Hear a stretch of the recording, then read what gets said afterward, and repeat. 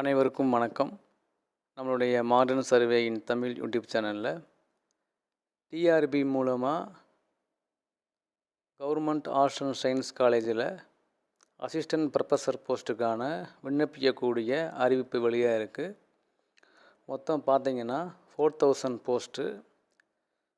இந்த வேலைவாய்ப்புக்கு விண்ணப்பிக்கக்கூடிய தகுதிகள் என்னென்ன, யாரெல்லாம் அதுக்கு விண்ணப்பிக்கலாம் அப்படிங்கக்கூடிய டீட்டெயில்டு வீடியோவை நம்ம சேனலில் கொடுத்துருக்கேன்.